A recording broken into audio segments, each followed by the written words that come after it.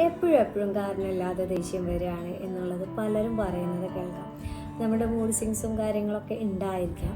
പക്ഷേ നമുക്ക് പിന്നെയും പിന്നെയും എന്ത് ചെറിയ കാര്യത്തിനും ദേഷ്യം വരിക, അല്ലെങ്കിൽ കൂടുതൽ നമുക്ക് ദേഷ്യമാണ് ഉള്ളതെങ്കിൽ നിങ്ങളുടെ ഉള്ളിലോട്ട് നോക്കുക.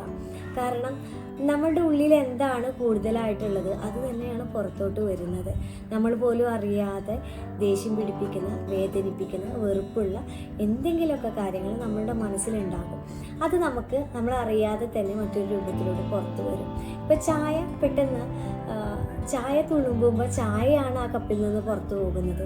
അതിന് പകരം പാലാണ് ഒരു കപ്പിലുള്ളത് എങ്കിൽ കൈത്തട്ടുമ്പോൾ പാലാണ് പുറത്തോട്ട് പോകും. എന്താണോ ഉള്ളിലുള്ളത് അത് തന്നെയാണ് പുറത്തോട്ട് വരുന്നത്. നമ്മുടെ എല്ലാ ബിഹേവിയറും, നമ്മളുടെ എല്ലാ സംസാരവും, നമ്മുടെ തോട്ട്സുകളൊക്കെ എടുത്താൽ നമുക്ക് മനസ്സിലാക്കും നമ്മളുടെ ഉള്ളിൽ നമ്മൾ പോലും അറിയാതെ എന്താണ് ഏവറേജ് എബോ ഉള്ളത് എന്ന്. ഇപ്പോഴും സമയം വൈകിയിട്ടില്ല. നിങ്ങൾ ഇപ്പോൾ തന്നെ ഒന്ന് ശ്രദ്ധിക്കുകയാണെങ്കിൽ നിങ്ങൾക്കിത് മനസ്സിലാക്കാൻ പറ്റുകയും ചെയ്യും. നിങ്ങൾക്ക് ഇഷ്ടമില്ലാത്ത ആ ഒരു സ്വഭാവം അല്ലെങ്കിൽ ആ ഒരു പ്രയാസം തീർച്ചയായിട്ടും മാറ്റാൻ സാധിക്കും.